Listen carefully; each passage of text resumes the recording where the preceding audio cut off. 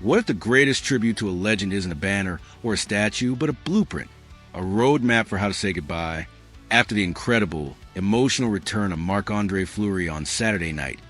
A night filled with tears, standing ovations, and a palpable sense of history. One has to wonder if his perfect send-off just opened the door for another Penguins icon to walk through it. While many believe the emotion of that night would weld the core of this team together forever, a closer look suggests the exact opposite.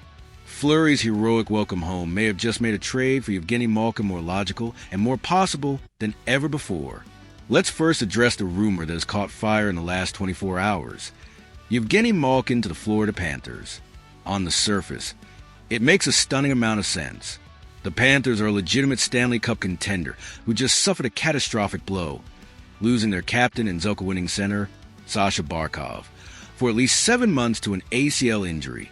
They have a massive hole down the middle and a closing championship window.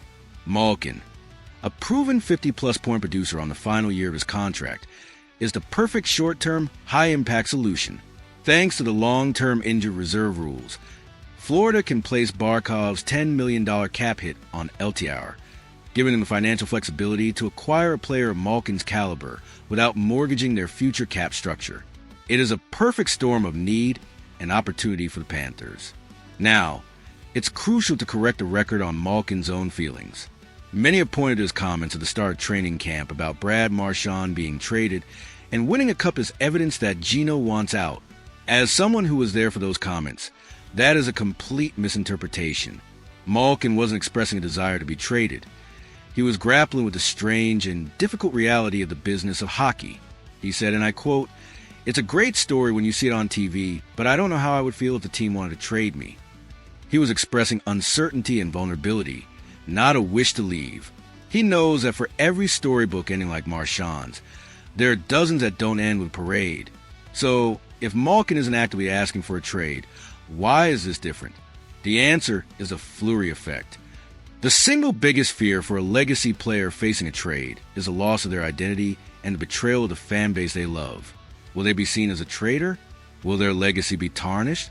What Marc-Andre Fleury's night proved, beyond a shadow of a doubt, is that in Pittsburgh, your legacy is forever. Fleury didn't just get a nice tribute. He got a hero's welcome. He came home. That emotional outpour from the fans and the organization provide a powerful blueprint for Malkin. It shows him that leaving doesn't have to be a bitter divorce. It proves that he could accept a trade, go chase one more cup with a top contender, and still know, with 100% certainty, that his own night of celebration will be waiting for him.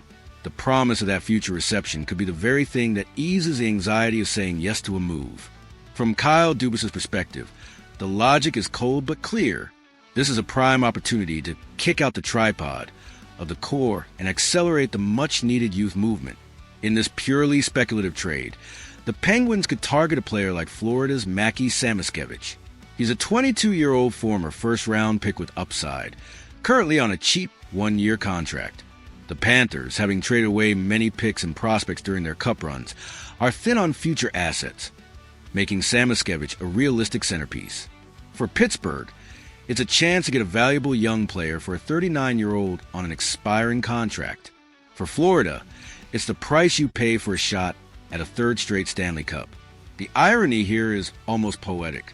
A night designed to honor the legacy and the past of the first member of the original Core Four could be the very event that paves the way for the first departure from the Core Three.